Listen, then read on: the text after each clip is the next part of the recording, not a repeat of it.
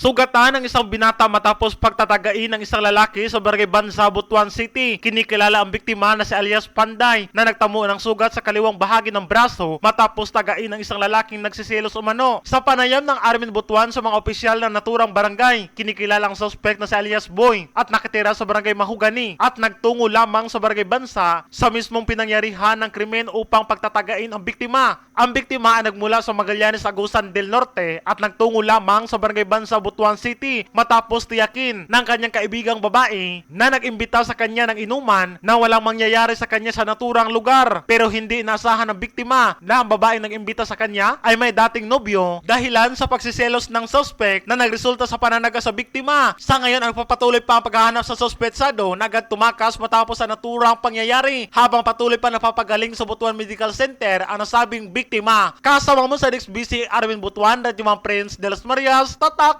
RMN. RMN Network News.